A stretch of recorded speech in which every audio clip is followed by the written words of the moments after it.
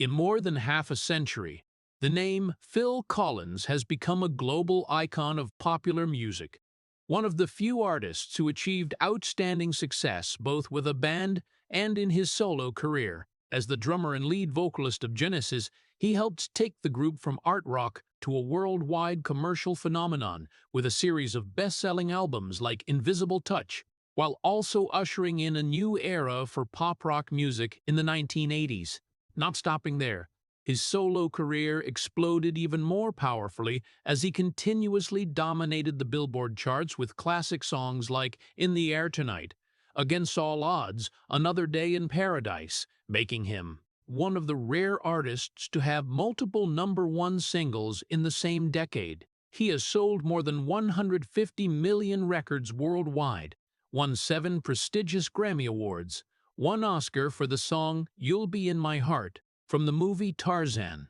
along with many other major awards such as the Golden Globe, Brit Awards, and was inducted into the Rock and Roll Hall of Fame. Not only a singer, he is also a talented producer, a versatile artist who can sing, play drums, compose, and shape the sound of an entire era. And throughout his peak years, his voice has become an indispensable part of the memories of millions of Americans, ringing out in moments of joy and sorrow, love and parting, like an invisible thread connecting the emotions of an entire generation. But behind all those impressive numbers and dazzling spotlight is a man who has had to pay the price with his own personal life many times. When the long tours and the pressure of fame gradually eroded the closest relationships, he went through several broken marriages, was once distant from his children during the most important years of their lives, and carried a lingering sense of regret for many years.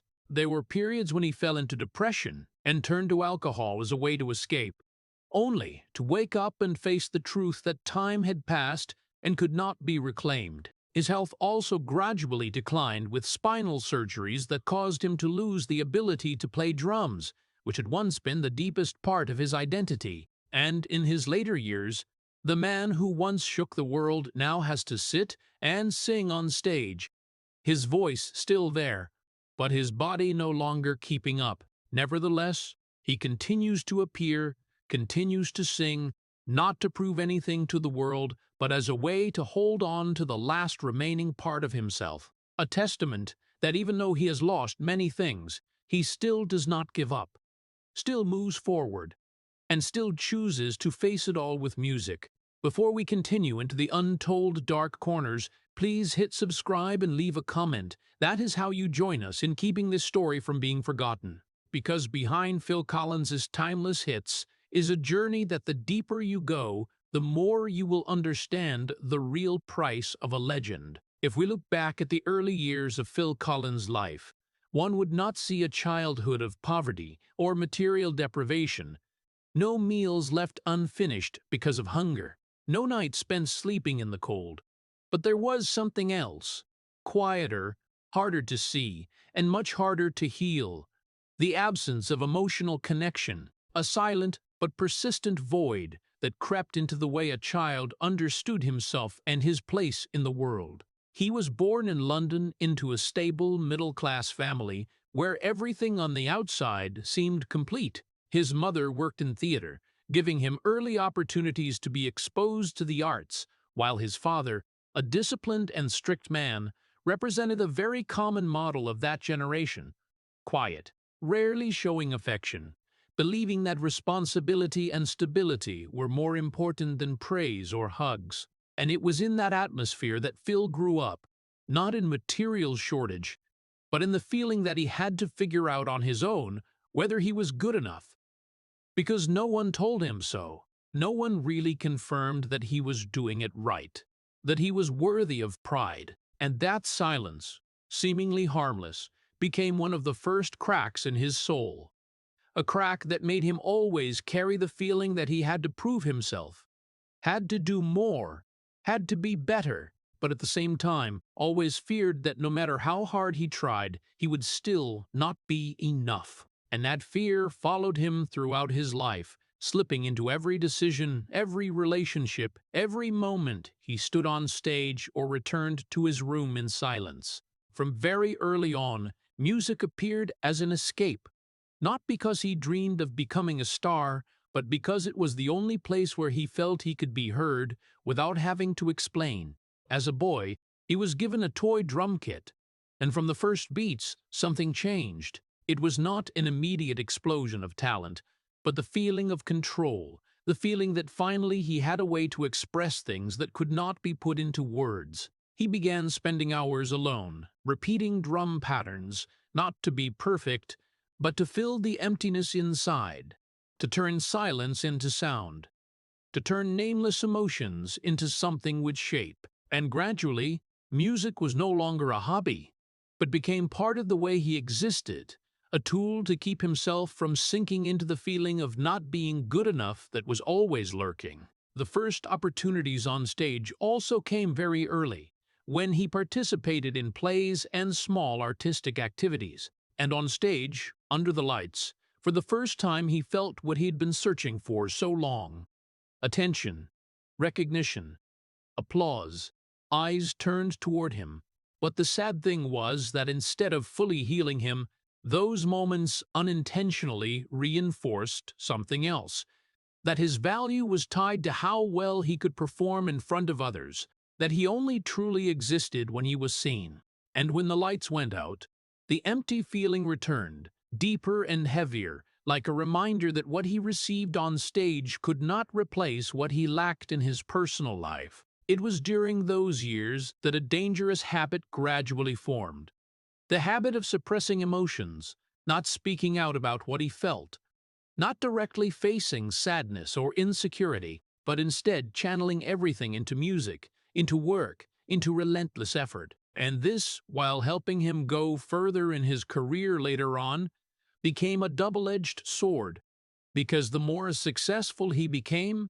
the less he stopped to listen to himself. The more he got used to turning every emotion into a product, the further he drifted from the ability to truly connect with others on a deeper level. And perhaps right from when he was a boy in London, tapping out those first drum beats in his small room, Phil Collins had unintentionally learned to survive by not feeling things fully, a lesson that helped him become a legend, but also something that made him pay a very high price in the rest of his life. The initial drum beats that Phil Collins played in the small room were not just a child's game, but gradually became a ritual repeated every day, a habit that he clung to as the only way to keep himself from being swept away by the silences inside.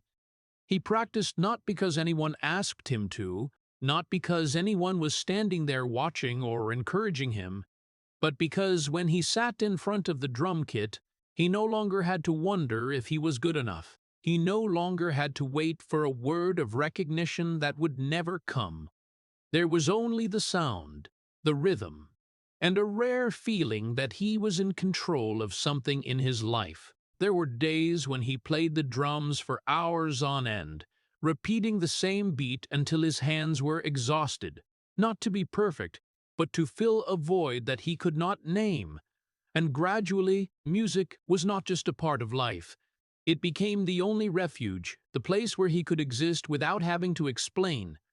the place where he could feel without having to speak. When he entered his teenage years, the outside world began to open up, but not in an easy or brilliant way. Phil was not a star from the beginning. There were no big invitations, no large stage lights, only small bands, rehearsals in cramped rooms, performances where the audience could be counted on the fingers of one hand. He joined local music groups, carrying his drum kit and the fragile hope that one day this would lead to something bigger. But most of the time, it was just long nights, short trips with no clear destination, shows where people talked more than they listened, and meager amounts of money that could not be called a career path. Many people around him began to choose more stable directions, more secure jobs, but Phil stayed, not because he was sure he would succeed, but because he did not know who he could be if there was no music. There was a very special kind of loneliness in this period, No longer the loneliness of a child in the family, but the loneliness of a young person trying to cling to a dream that no one could guarantee. He had no map, no promises, only a vague belief that what he was doing had meaning, and that belief was frequently tested when the performances did not bring results, when opportunities did not come, when doubt began to creep into every thought. But each time like that, he would return to the drum kit, as if returning to himself, and there, in the steady sound of each beat, he found something enough to continue for one more day. Gradually, a truth began to take shape, not a clear realization, but a lingering feeling that Phil Collins only truly felt he existed when he was playing music, when his hands touched the drum surface, when his body merged into the rhythm. Everything else seemed to fade. The worries, the questions, the fears no longer occupied his mind completely, and in that moment, he was no longer someone trying to prove something. He was simply himself, something that outside of music he rarely felt. But that very feeling, although it brought comfort, quietly laid the foundation for a dangerous dependence. Because if his existence was tied to playing music, then what would happen when he could no longer play? A question that when he was young he had never thought about, because at that time all he cared about was continuing to play, continuing to try, continuing to believe that one day these little-known performance nights would lead to something bigger. And so he persisted, not with absolute confidence, but with an almost stubborn perseverance.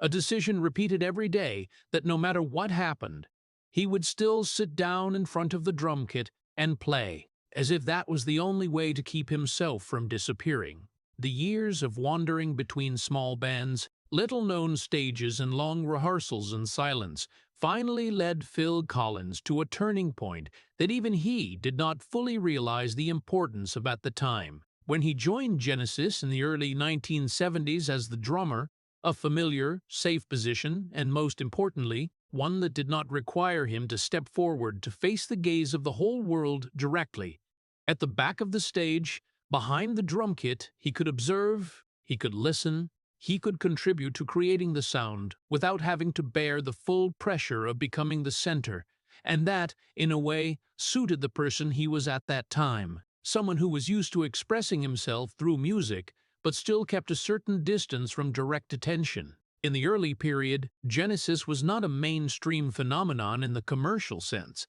They pursued complex art rock with long and intricate musical structures, attracting a loyal but not very large audience, and in that picture, Phil Collins was an important part, but not the main highlight. He stood at the back, keeping the beat, making sure everything ran smoothly, and continued to live in the safe zone he had been familiar with since he was a boy, where he could contribute without having to face the biggest question that always haunted him: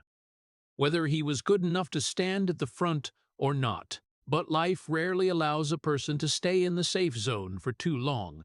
and when the lead singer of the band left, a void appeared, not only in terms of sound, but also in the identity of the whole group.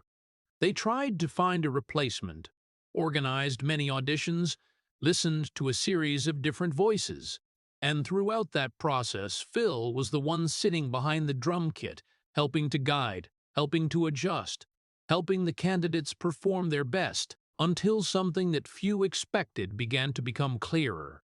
That the voice they were looking for might have been there from the beginning, it was just that no one had really seen it. The transition from drummer to lead vocalist was not a move that Phil actively pursued, but more like a circumstance that forced him to step forward, to leave the safe position he was familiar with, to face the lights, the audience, the expectations that previously he had never had to bear at that level. And although from the outside it might look like a big opportunity, inside him it was a confrontation with the very fear that had followed him since childhood, the fear that he was not enough, that he was only the one standing behind, that the front position did not really belong to him. When the first performances with the lead vocalist role took place, success did not come immediately in an explosive way. But there were clear signs that this could work, that the audience accepted him, that the music still reached the listeners, and gradually, Genesis began to expand its influence. But parallel to that, the pressure also increased, not only from the public, but also from within the band, from the expectations that he had to not only maintain what they already had, but also take it further, and with each step forward, the familiar question returned, stronger, more persistent, whether he really deserved this position or not. The hardest thing was not learning how to sing in front of thousands of people, but learning to accept that he had the right to be there, that he was not just a temporary replacement, that he did not always have to prove his worth by doing more, trying harder. And it was in this period that a deep contradiction began to form. On the outside, he became more and more successful, more and more recognized, but on the inside, the feeling of not belonging to that new position had never really disappeared. Each round of applause could soothe it for a moment, but when the lights went out, when he returned to himself, the doubt was still there, silent but persistent. And perhaps that very contradiction had become the driving force that made him work non-stop, not allowing himself to stop, not allowing himself to weaken, because stopping meant having to face directly the emotions he had become accustomed to avoiding. So he continued to move forward, with Genesis, with a new role that he still did not completely feel belonged to him, building step by step a path leading to greater success, without realizing that each step forward also simultaneously pulled him further away from the version of himself he once was, and closer to a version that even he himself was not sure he fully understood. The transition of Phil Collins from a drummer standing at the back of the stage to the lead vocalist of Genesis was not just a change in position, but the beginning of a period where everything began to accelerate in a way that could not be controlled. When their music gradually moved away from the complex structures of art rock to reach a larger, more accessible audience. And then the albums began to sell well. The songs began to appear on the charts. The performances were no longer small spaces with a few dozen people, but became large stages with thousands of audiences. And in that transition, Phil was not only the person standing at the center of the music, but also became the face representing the change of the entire band, a role that brought him the recognition he had longed for so long, but at the same time also brought a new pace of life that he had never really prepared for. When commercial success came, it did not come gently, but hit like a wave that brought with it a dense touring schedule, continuous flights, consecutive nights of performances to the point where cities began to blend together, and time was no longer measured by days or weeks, but by the number of shows, the number of times standing on stage, the number of times having to appear in front of the public with the same energy, the same smile, even if inside he might be gradually running out. And in that whirlwind, something began to be pushed away without anyone noticing immediately. That was family. The times at home became short. The conversations became rushed. The moments that seemed small but were the foundation of a relationship gradually being replaced by the schedule, by responsibilities, by the pressure to continue maintaining success. And Phil, the person who had spent most of his life searching for recognition, now found himself caught in a loop where he had to constantly prove that he deserved the position he had achieved, not only to the audience, but also to himself. The first signs of cracks in the marriage did not appear in the form of big arguments or explosive conflicts, but more silently, more quietly, in the long silences, in the absences, in the promises postponed again and again. And perhaps the most painful thing was that both sides could understand the reason. Both knew that the career was in a phase that could not stop, but that understanding was not enough to replace the presence, not enough to fill the void that the time apart created. Phil continued to perform, continued to travel, continued to stand in front of thousands of people every night, giving them experiences that they would remember for a lifetime. But in return, he began to lose the moments that even he could not get back. The evenings at home, the long, uninterrupted conversations, the times of simply being there when the person he loved needed him. And the more successful he became, the larger that distance grew, like a straight line stretching between two worlds that he did not know how to balance. The fatigue began to accumulate, not only physically but also mentally. Consecutive nights of performances, non-stop trips, the demands of the job making him almost have no time to stop and wonder what he was feeling. And instead of facing that fatigue, he did what he had learned from very early on. Continued to work, continued to perform, continued to push himself further, because stopping meant having to face the questions he was not ready to answer. Success, in this period, was no longer a distant goal, but became a daily reality. But with it came a price that became increasingly clear, that to maintain that position, he had to sacrifice other parts of his life, and the sad thing was that those parts were often the things that could not be replaced, could not be bought back, could not be recovered by any achievement. And although at that time he might not have fully realized the extent of what he was trading, the cracks had begun to form, silently but surely, in a life that from the outside looked like it was at its peak. But inside, an imbalance was gradually growing, waiting for a certain point to no longer be ignored. From the foundation that had been built with Genesis, Phil Collins stepped into a period where his career not only developed, but exploded in a way that was almost uncontrollable. When the solo projects began to give him a personal space to express personal emotions that previously were not entirely suitable with the framework of the band, and from there, songs like In the Air Tonight, Against All Odds, Another Day in Paradise, not only became mere hits, but also became milestones that defined an entire music era, taking his name beyond the limits of a band to become an independent icon, a voice that could stand alone and still fill every space it touched. Those songs appeared everywhere, on the radio, on television, in movies, in the everyday moments of millions of people. And gradually, Phil Collins was not just an artist, but became a part of cultural life, a familiar sound tied to the memories of an entire generation. And along with that, his image also appeared more and more on television programs, interviews, award ceremonies, like a face that the public could not avoid,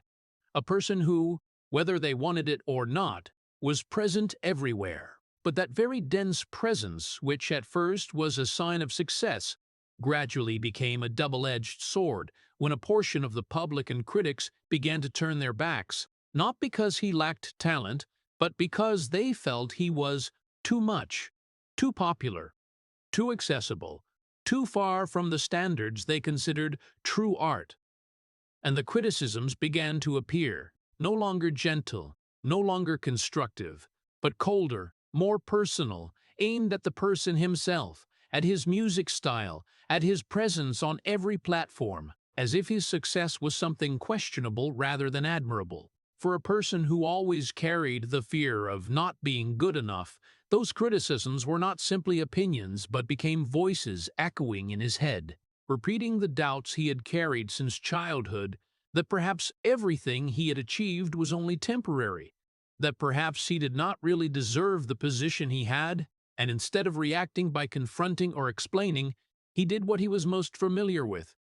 withdrawing into himself, retreating inward, continuing to work, continuing to write music, continuing to perform, but sharing less and less about himself, as if the more he spoke out, the more risk he had of being misunderstood. Fame, in this period, was no longer the warm light he had once sought, but became a harsh light, making him unable to see himself clearly. And while the public saw a confident, successful man who always controlled everything on stage, inside, Phil felt himself becoming more and more estranged from that image, as if he was playing a role that everyone expected, rather than living with his true self. The distance between these two worlds grew larger. One side was the public image, built through the media, through perfect performances, through songs loved by millions, and the other side was the real person, with doubts, fatigue, emotions not released, And the sad thing was that the more successful he became, the less space he had to narrow that gap, because everything around demanded that he continue to maintain the image that had been created, to continue being the Phil Collins that people knew, not the person he truly felt he was. In the rare moments when he was alone, with no lights, no audience, no cameras, the silence became heavier than ever, because that was when everything that had been pushed aside during the busy years came back. And he had to face the question he had avoided for so long, that after all the success, after all the rounds of applause, who he really was, and whether that person resembled the image the whole world was seeing or not,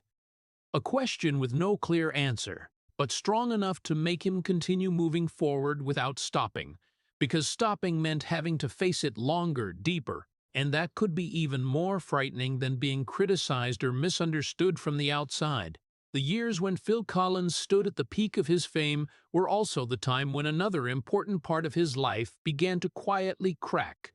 not with loud noises or intense conflicts, but with prolonged silence, the kind of silence that at first seemed harmless, but gradually became an unfillable gap. His first marriage to Andrea Bertarelli did not break apart in an explosive moment, but dissolved over time, little by little, like a rope stretched too long that finally snapped without making any loud sound. In the early days, they once shared simple dreams with each other, a stable life, a family that could go through small but meaningful things together. But when Phil's career began to pull him farther and faster, those things were gradually set aside, not because he no longer cared, but because he always believed he would have time to come back, that what was being lost could be compensated later, a belief he held for a very long time, until he realized that later sometimes never came. The conversations between them began to become fewer, from long exchanges full of emotion to short questions, hurried answers, and then gradually only necessary information, as if the two no longer lived in the same world, one on stage, constantly moving between cities, living in the rhythm of lights and applause, while the other stayed behind, in a space where time flowed more slowly, where presence mattered more than promises. And that very difference, which no one spoke about, but both felt, became clearer with each passing year. There was no big argument that marked the end, no harsh words remembered, only a shared realization that they had gone too far from the starting point, that what once connected them was no longer strong enough to hold them together. And when Phil left,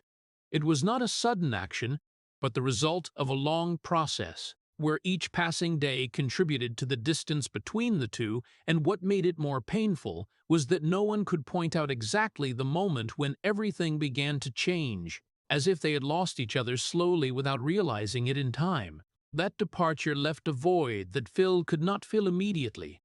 not because he had nothing to keep him busy, but on the contrary, he had too many things to do, too many places to go. But that very busyness made the void clearer in the rare moments when he stopped, when there was no more music, no more audience, no more compliments, only silence and the awareness that a part of his life had ended in a way he could not go back to fix. And it was in this period that his music began to change, no longer just melodies created to connect with the audience, but becoming a place where he put emotions he could not express in real life. The hurts, the regrets, the questions without answers, all gradually seeped into every lyric, every melody, making his music more personal, more truthful, but also heavier, as if each song was a part of a dialogue he could not have with the person he had lost. Success continued, even bigger. His songs were loved all over the world. His name became more and more solid, but for the first time, Phil began to feel clearly that there were things that success could not keep, that no matter how much he achieved, no matter how much he stood in front of, that could not replace presence in the important moments of personal life, could not turn back time so he could be there when needed. And that awareness did not come suddenly, but gradually formed, like a truth he could no longer deny, that the path he had chosen, although it brought him to the peak, also simultaneously pulled him away from what had once been the foundation of his life. Perhaps the most painful thing was not the marriage ending, but the realization that it was not an accident, but the consequence of repeated choices, the times of prioritizing work over family, the times of believing he would have time later to fix it. And when he realized that, Phil could no longer look at his success in the same way as before, because now each step forward carried a clearer, more specific, and irreversible prize. And from then on, a question began to follow him, not loudly, but persistently, that if he could go back, would he do it differently? A question that he might not have had an answer for at that time, but would continue to follow him for many years after.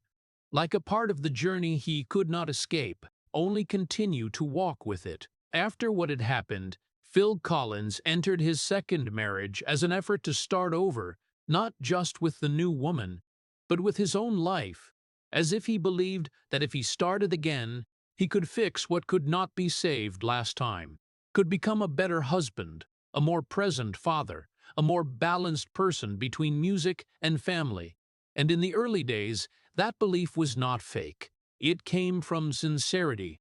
from a real desire that this time would be different, that this time he would not let work pull him too far, that this time he would learn how to stay. But there were habits formed from very long ago that did not disappear easily just because of a promise. And there were loops that once started were very hard to stop. When his daughter, Lily Collins, was born, it should have been a moment marking a new beginning, an opportunity for him to do it differently, to be there, to witness every step of growth, to become the father he once thought he would be. And in the first moments he really tried to arrange time, tried to be present more, tried to believe that this time he could balance both worlds. But his career at this point was no longer at a level that could be adjusted easily. It had become a giant wheel with demands that could not be postponed, tours that had been scheduled in advance, contracts, obligations that if stopped would affect not only him but also many other people. And so, step by step, he was pulled back into the familiar pace of life, where music took up most of the time, where family became something that had to fit into the rare remaining gaps. Important moments were gradually missed, not because he did not care, but because he was not there. The evenings that should have been at home became nights of performances in unfamiliar cities. The days when a child needed her father coincided with schedules that could not be changed, and each time like that, he told himself that this was only temporary, that after this tour, after this project, he would spend more time, would make up for it, would be there more. But time did not wait for such promises. And while he continued to move forward, a child was also growing up, day by day, month by month, without the full presence of her father. The painful thing was that the distance was not always clear immediately. It did not come like a deep cut, but like a gradually widening gap, an absence that became normal, to the point that when realized, it had become part of reality. And when the second marriage began to crack, it was not only a repeat of what had happened before, but also carried a heavier feeling, because this time Phil could not say that he did not know what would happen. He had been through it, had understood the price of letting work overshadow personal life, and yet he still went down a similar path, as if there was some force stronger than his will, forcing him to continue. The decision to divorce this time not only caused damage within the family, but also became a widely debated topic, especially with the way it was carried out, creating an image in the eyes of the public that Phil could not control. An image of a man who put his career above family, of a father who was not there when needed. And the criticisms, which had existed before, now became even sharper, not only aimed at his music, but at the person himself. And although on the outside he could continue to perform, continue to appear, as if nothing had changed inside, those words did not disappear. They blended into the doubts that had already existed, making them clearer, heavier. For Lily, Those years were not a story about her father's career, but a personal experience, a process of growing up with a feeling of absence, with questions without answers, with having to find her own way to understand and accept a reality she did not choose. And although the love for her father still existed somewhere,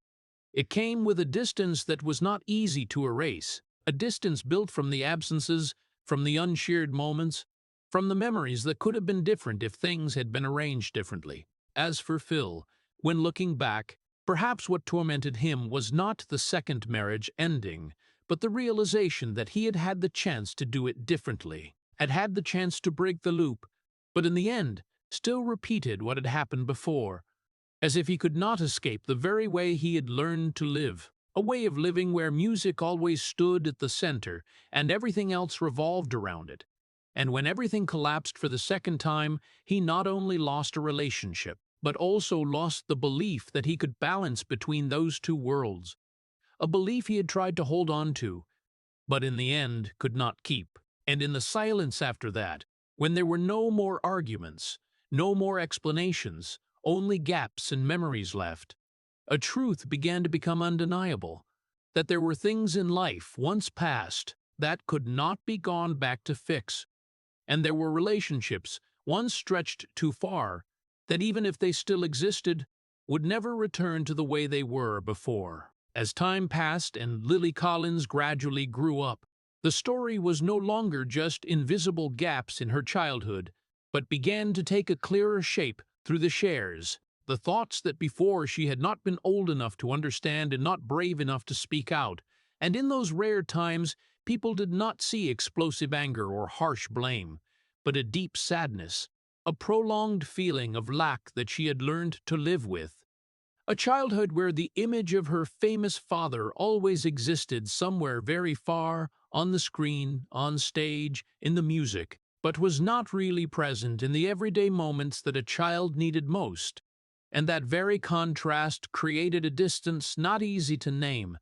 not complete estrangement, but also not the closeness that a father-daughter relationship usually has. For Phil Collins, those years passed faster than he thought, swept up in projects, tours, the non-stop demands of his career, to the point that when he had time to look back, Lily was no longer the child he once held in his arms, but had become an independent person with her own experiences, her own memories, and more importantly, her own feelings about him, feelings that he did not fully understand because he had not been there to witness how they form. The distance between father and daughter was not created in one specific moment, but accumulated over time, from the absences, from the missed calls, from the important occasions he could not attend, and each time like that, a thin layer of separation was added, until it became a distance large enough for both to feel clearly, but not knowing where to start to narrow it. The unspoken words gradually became misunderstandings,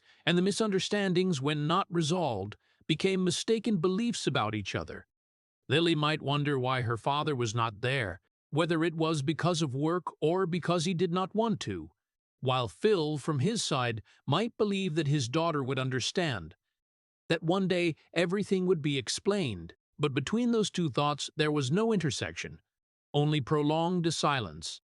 and that very silence made the distance increasingly hard to cross. When Lily began to share about her childhood, not with the purpose of criticizing but as a way to understand and be understood, her words became a mirror that Phil could not avoid, reflecting back what he had missed, the moments he could not go back to do differently, and in it there was no simple blame, but a more complex reality, where both were affected by choices made long before. For Phil, facing those shares was not an easy experience, because they touched a part that he had tried not to look at for too long. The part where he knew he had not done enough, not because of a lack of love, but because he did not know how to prioritize it in a life always pulled toward work. And the feeling of guilt began to become clearer, not like a big wave crashing in, but like a continuous flow, silent but non-stop, reminding him of what had passed and what could not be changed. There were moments he could remember very clearly, not the big performances or the awards, but the times he should have been there, but was not. The occasions when a child needed her father but only received absence. And the painful thing was that those memories could not be edited, could not be gone back to redo. They existed as fixed milestones in the past, and all he could do was look back at them with belated understanding. Realizing that there were missed moments that could not be returned is one of the hardest lessons he had to face. Because it was not just accepting a mistake, but accepting that a part of life had passed that could not be lived the way he wished if there was a second chance. And that very awareness made him begin to see everything differently, not with despair, but with a painful clarity. That time, which he once thought he could rearrange later, was actually something that never came back to give him the chance to fix it. In the silence between father and daughter, there was still a thread that was not completely cut, but it was no longer the natural connection as before, but something that needed to be rebuilt, little by little, if both were willing. And for Phil, taking the first steps in that process was not only an effort to mend a relationship, but also the way he faced himself, with the person he had become and the person he once wanted to become, a journey with no guarantee of outcome, but the only thing he could do when he had realized that what had passed could not be changed, only what remained could be cared for if he did not want to lose again. After all the distances, the silences and the belated realizations about his role in his daughter's life, Phil Collins entered his third marriage with a belief that was almost the last chance to start over, not in the sense of erasing the past, but creating a different future, where he could fix what had once been wrong, where he could become a more balanced man between music and family, and in the early stage, that belief carried a sincerity that he himself felt clearly. He was no longer at the point of starting his career, no longer swept away by the initial explosion of fame, but had enough experience to understand that what was truly important did not only lie on stage. And precisely because of that, he tried to adjust, tried to spend more time with family, tried to be present more in the moments he had missed before. This marriage brought him a feeling of stability that he had been searching for a very long time. A feeling that life could no longer be divided between two opposing worlds, but could exist in a more balanced state, where music and family did not necessarily have to compete with each other, and in the early days, that seemed to be real, quieter moments, evenings not interrupted by schedules, simple feelings that he once did not have time to realize their value, all created a hope that this time everything would be different, that the lessons from the past would finally be applied to the present. But changes from the outside did not always come with complete change from the inside. And the habits, the ways of reacting that had been formed over many years, did not disappear easily just because of a desire. Phil was still the person who was used to chasing work, used to putting professional responsibilities first, used to finding his self-worth through what he did rather than what he felt, and even though he tried to slow down, tried to stay more, there were still moments when he was pulled back to the old pace of life, with the familiar choices, and little by little, the balance he hoped for began to become fragile. When conflicts appeared, they were not simply disagreements in the present, but also carried the shadow of the past, of the previous failures, of the efforts that had not succeeded, and this made everything more complicated, because each argument was not only about the issue happening, but also about what had once happened, about the fears that history was repeating. And in that context, maintaining a relationship became much more difficult than what he had imagined when he entered it with the hope of starting over. When the third marriage began to crack and finally led to divorce, the price was not only emotional, but also large financial consequences, prolonged disputes, numbers mentioned in the media as part of the story, turning a personal relationship into a public event, where every detail could be analyzed, judged, and fulfilled. That not only added more pressure, but also made the breakdown harder to accept, because it was no longer a private matter he could handle in silence,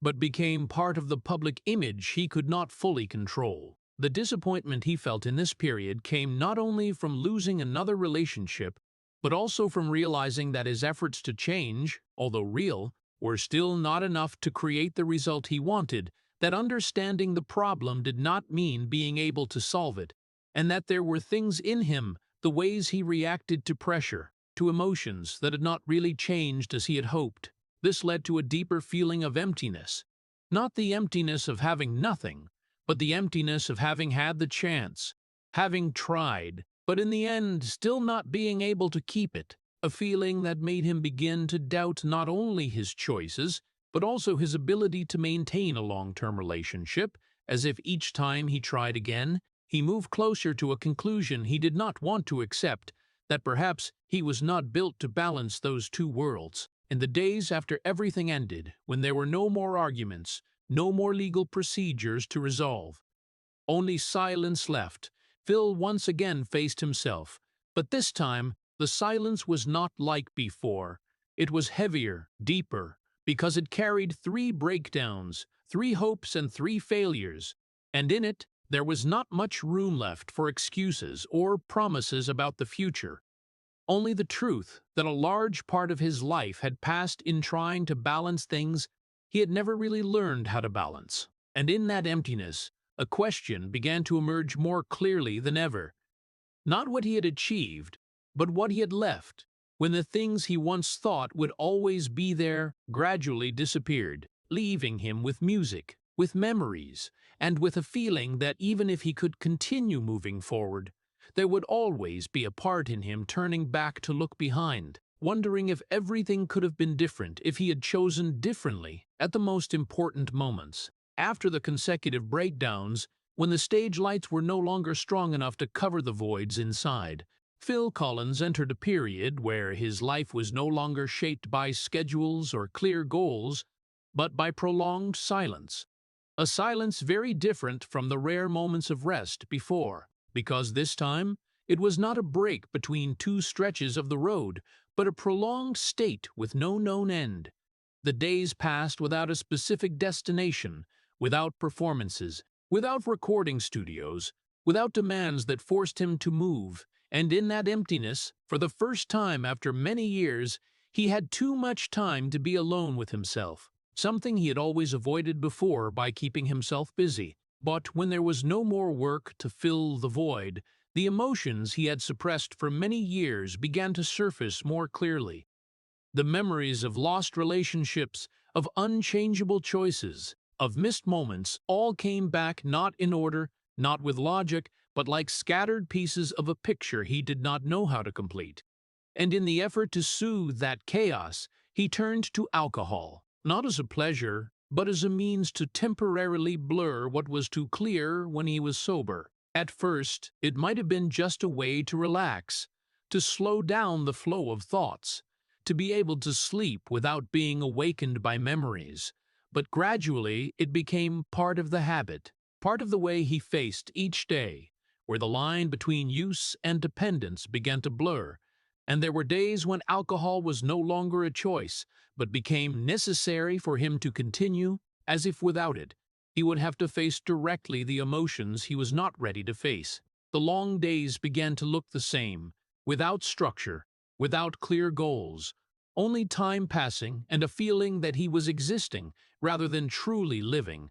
Mornings without motivation, afternoons stretching without anything to look forward to,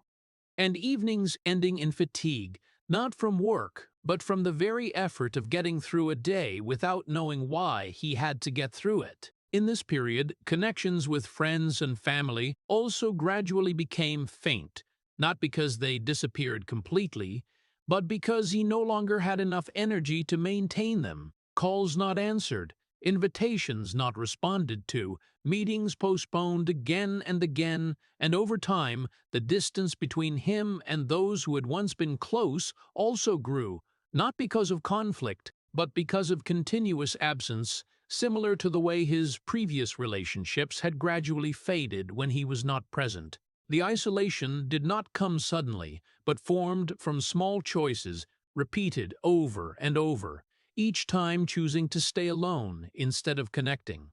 each time choosing silence instead of sharing. And gradually, that silence became a familiar environment, to the point that stepping out of it became much more difficult than staying in it. Along with the mental decline, his body also began to react, no longer a tool that could endure indefinitely as before, but beginning to send clear signals that it could not continue in the old way. The fatigue no longer disappeared after a night's sleep. Energy no longer returned naturally, and small health problems began to accumulate, little by little, like a reminder that time had passed not only in the mind, but also in his body itself. In the rare moments of complete sobriety, when he could see his situation more clearly, when he could recognize the gap between the person he had once been and the person he was becoming, a feeling of anxiety began to appear, not a great fear, but a quiet awareness that if he continued like this, he might lose even more of what he still had, that the isolation was not just a temporary state, but could become a fixed part of life, and that, although he did not say it out loud, was still present in the way he looked at everything around him. But change was not a simple decision, especially when a person had become accustomed to coping by avoiding, by blurring the problem instead of solving it, and so, this period was not a clear transformation, but a prolonged struggle between awareness and habit, between the desire to change and the familiarity of what already existed. And in that struggle, Phil Collins continued to exist, no longer the man standing in the center of the stage with absolute confidence, but a person trying to find a foothold in his own life, a foothold he had lost a long time ago without realizing it until everything around became too silent to continue ignoring. The quiet decline in the years of isolation finally reached a point that Phil Collins could no longer ignore, when health problems were no longer small, scattered signals that could be endured, but became clear, prolonged, and increasingly serious pains, especially in the spine and nervous system, the parts that had endured pressure for decades of performing, thousands of hours sitting behind the drum kit, repeating movements that seemed familiar but actually wore down the body over time. And when those injuries accumulated to the point where they could no longer be compensated, they began to manifest in a way that could not be overlooked. Pains radiating down the arms, feelings of numbness, limitations in movement that before he had never had to think about. Surgeries became unavoidable, not as a choice to improve, but as a necessary effort to prevent the condition from getting worse. And each time entering the operating room was not only a physical challenge, but also a confrontation with the reality that his body was no longer as before, that what he had once taken for granted, the ability to sit for hours playing drums, the ability to control every rhythm with absolute precision, now could no longer be guaranteed. The recovery process after each surgery did not happen in the way he had once hoped. There was no quick return, no feeling that everything would soon be as before, but long days of physical therapy, small steps forward, times when he had to relearn movements that he had once performed naturally, and in that, patience became a requirement that he had never had to put first in his previous life. A life that was used to speed, to always moving forward, now forced to slow down, little by little. The most painful thing was not only in the physical pains, but in the gradually forming awareness that something was leaving him that he could not hold back. That was the ability to play drums, the thing that had been attached to him since he was a boy, the thing that had helped him survive in the early years of life, the thing that had brought him to Genesis, to the stage, to everything he had achieved. And now, little by little, that ability was no longer within his control, not because he did not want to, but because his body no longer allowed it. There was a profound irony in a person defined by music, by rhythm, having to face losing the very tool that had helped him create all of that. And for Phil, this was not just losing a skill, but losing a part of his identity, a part of the person he had built throughout his life. And when that happened, the question was not only what he would do next, but who he still was when he could no longer do the thing that had defined him. Moving around also gradually became more difficult. Simple actions, like standing up, walking, even keeping balance were no longer natural as before. And there were times when he had to rely on support from others, something he had never thought he would need before. And in each such time, a quiet feeling of helplessness appeared, not the weakness he had once feared, but an undeniable reality that the body had limits,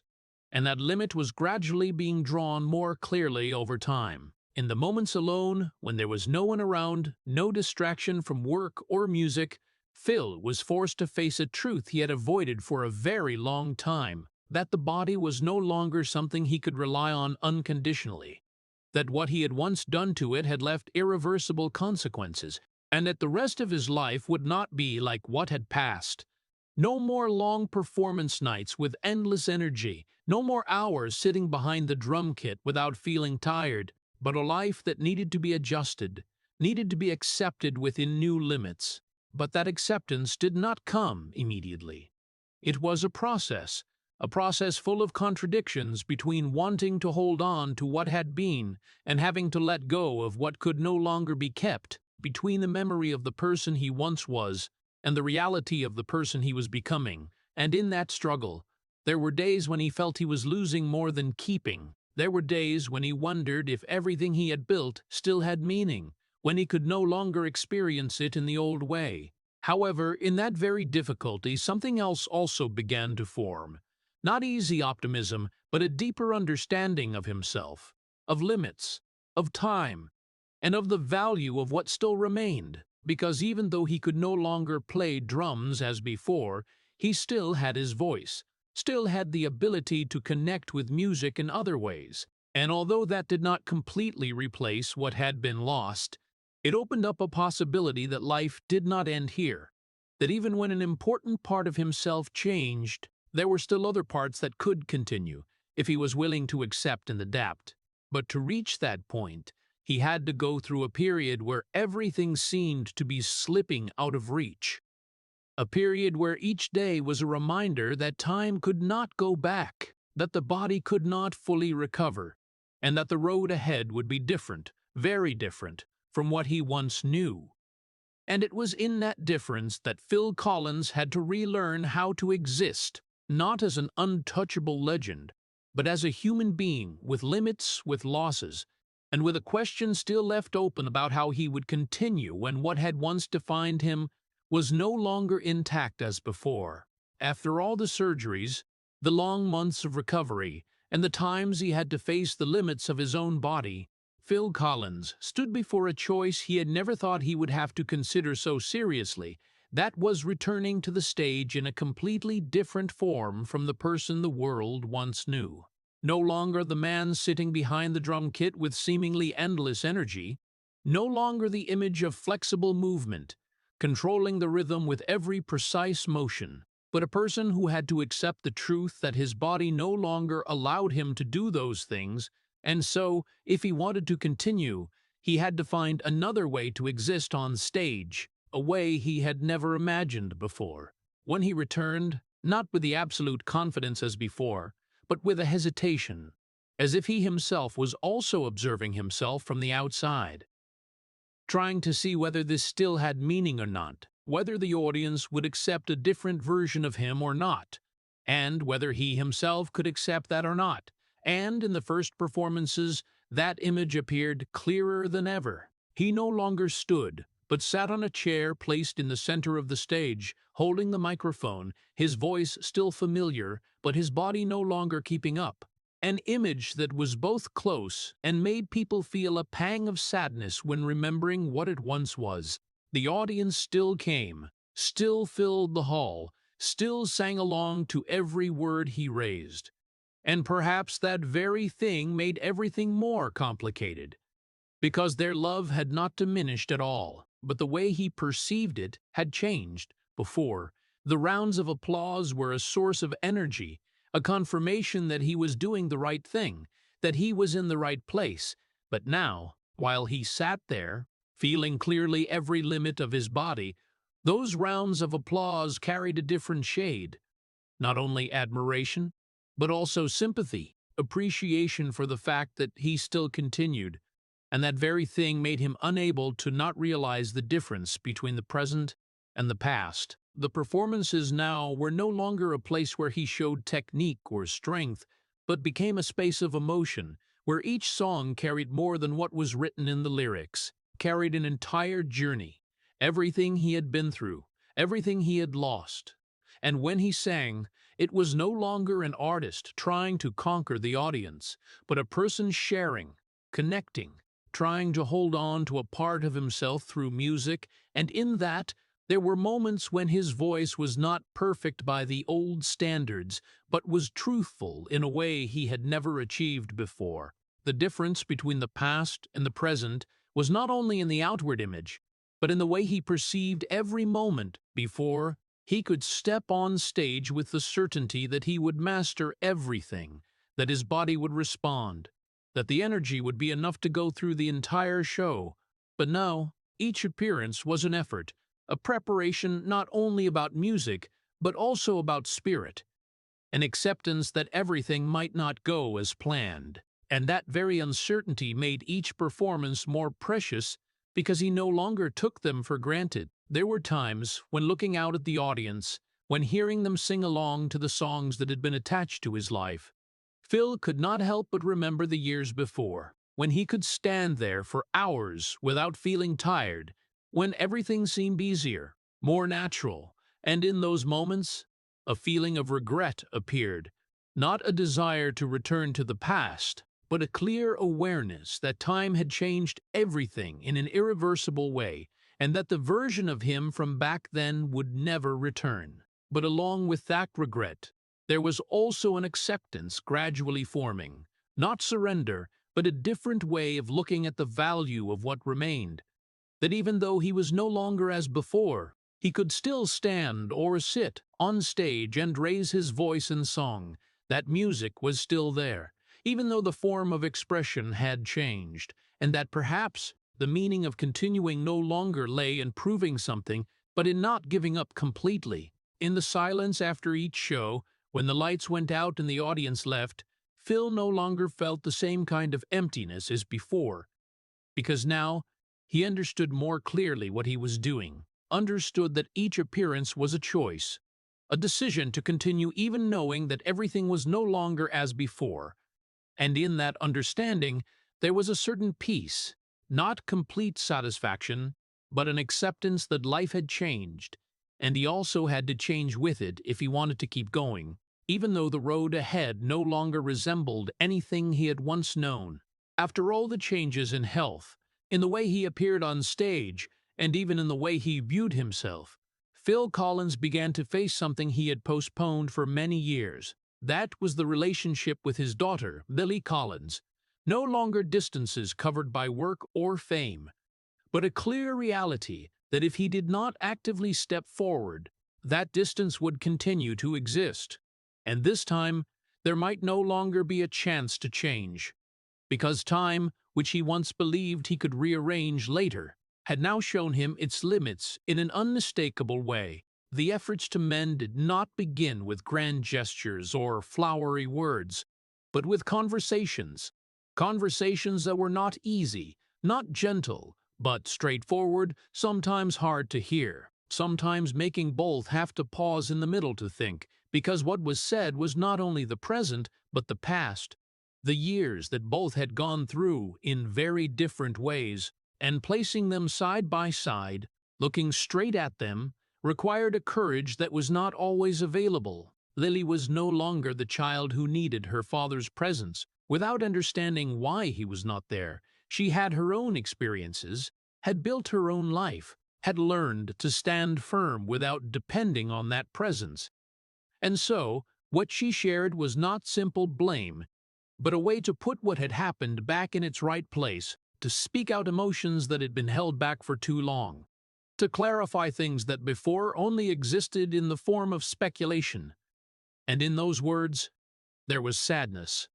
There was disappointment, but there was also a maturity that allowed her to look at everything not only from the angle of a missed child, but also from the angle of a person who understood that life did not always happen the way one wished. For Phil, Listening to those things was not a pleasant experience, because each word was like a reminder of the moments he had not been there, of the choices he had made, of the consequences he could not deny, and in that there was no room for simple excuses or explanations,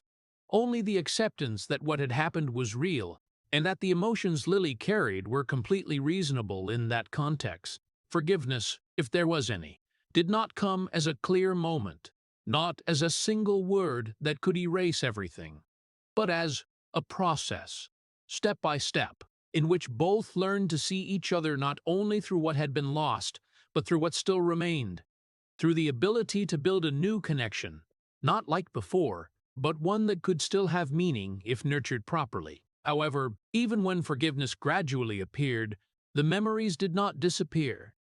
The years that had passed could not be rewritten, and both understood that what they were doing was not erasing the past, but finding a way to live with it without letting it continue to decide the entire present. For Phil, this awareness carried a special weight, because he was not only looking back at what had happened, but also looking at the lost time as something that could not be taken back, a part of life that he had not lived the way he could have if he had made different choices. And in that awareness, there was a sadness not easy to name, not simple regret, but a deep understanding that there were things in life that only happened once, and when they passed, they did not leave a second chance. But it was in that very understanding that a change also began to form, not a grand change, but an adjustment in the way he was present. Instead of continuing to look to the past with the question, what if? He began to learn how to stay in the present, in the moments he could still participate in, could still create, even though they could not replace what had been lost, but still had value in their own way. This did not mean he no longer thought about the past, but that he did not let it occupy the entire space of the present, did not let it prevent him from building what could still be built. And in the relationship with Lily, that showed through the following conversations, the meetings not dominated by the pressure to fix everything immediately, but simply being there, listening, sharing, and gradually creating a new connection. A connection that was not perfect, but more truthful than what they had once had in the past. And perhaps for Phil Collins, this was one of the most important lessons he learned after all. That there were things that could not go back, but there were still things that could begin again in a different way, if he was willing to accept reality, let go of what could not be changed, and focus on what was still within reach, even though they were smaller, less perfect, but carried a value that it had taken him many years to truly understand. At the age of 75, Phil Collins no longer lives in the pace that the world once knew him for. No longer with continuous flights, consecutive nights of performances, dense schedules that make day and night blend into each other, but instead a slowed-down, somewhat quieter rhythm of life, where time is no longer divided into small pieces by work, but passes in a clearer way, day by day, moment by moment, and precisely in that slowing down, he has more space to look back, to feel, to realize things that before he did not have enough time or did not want to stop long enough to face. His health no longer allows him to function as before. The limits his body sets are not temporary, but part of the reality he has to accept. Moving requires more care. Energy is no longer as abundant as before, and things that were once instinct now become effort. But what is noteworthy is not what he can no longer do, but the way he has learned to live with those limits, not by denying or fighting them uselessly, but by adjusting, adapting, and finding other ways to continue existing in the world he has been attached to his whole life. Music, in all those changes, still remains, no longer defining him in the exclusive way as before, but still an inseparable part. A language he still uses to connect with himself and with others, even though the form has changed, even though the way he expresses it is no longer like the peak years, but its value has not diminished at all, even in some moments becoming deeper, because every time he raises his voice in song, now is no longer something taken for granted, but a conscious choice, an action carrying more meaning than just performing. When looking back at his journey, Phil can not only see the successes, even though they are very clear and undeniable, the awards, the songs that have become part of popular culture, the stages he has stood on, the numbers that few people achieve, all still there, like milestones of a life that many would call enviable. But parallel to that are the losses he also cannot ignore, the relationships that were not kept, the periods of time that have passed and cannot be returned, the moments when he clearly understands that if there was a second chance, he might choose differently, and precisely the parallel between those two sides, success and loss, creates a fuller picture of the person he is, not a flawless legend, but a human being who has gone through many phases, has made many choices, and is living with everything those choices have brought, continuing to appear on stage, in the current circumstances, is no longer about affirming his position or proving his ability,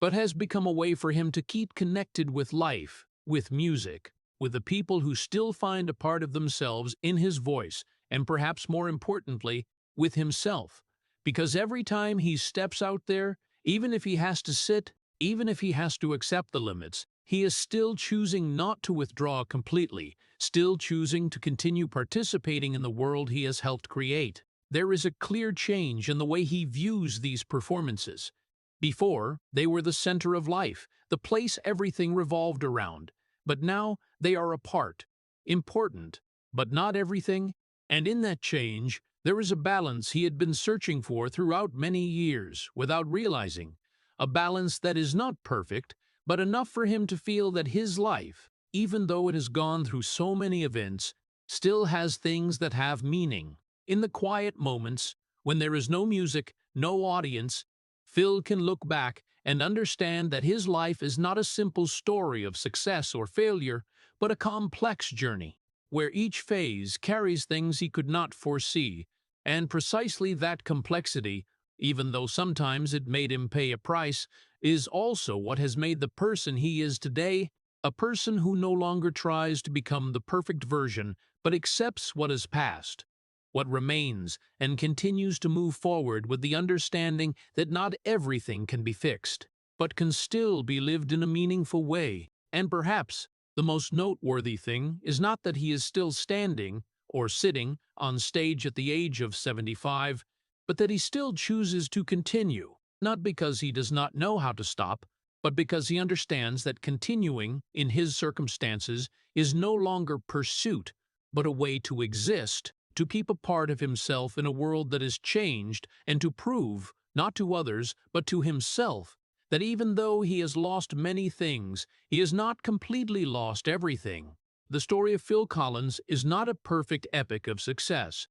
but a piece of music full of low notes that make people fall silent when looking back at his entire journey, because behind more than 150 million records sold, the immortal songs like In the Air Tonight or Against All Odds, is the image of a man who has many times sat alone in a silent room where no applause echoes, and that very contrast makes the story heartbreaking to the point that it cannot be ignored. When we remember very specific details like his absence during the important years of his daughter Lily Collins, or the moment when he could no longer hold drumsticks, the thing that once defined his entire life, and had to sit and sing on stage, like a symbol of continuing while everything inside had changed. That was not only a physical loss, but also a loss of identity, and even more painful when he realized that the broken marriages were not accidents, but the consequences of repeated choices. When work was always placed before family, what makes this story special to American audiences is not the greatness of a legend, but the familiarity of a human being. Because in a society that always values success, career, and personal achievement, many people are also unknowingly walking the same path as him, believing that they will have time to come back, to fix things, to be there more, until they realize that time waits for no one. And perhaps the biggest lesson does not lie in avoiding failure, but in understanding that the small moments A dinner with family, an unhurried conversation, a timely presence are the things that cannot be replaced because when they pass, no fame, no award can bring them back. And the story of Phil Collins, in all its pain and truthfulness, is precisely a reminder that sometimes the price of having everything is losing the most important things. If the story of Phil Collins makes you fall silent, please hit subscribe and leave a heart to honor a man who has stood firm despite losing so much. Thank you for staying until the end of this journey, and see you in the next video, where we continue to explore the stories behind the spotlight that few people tell.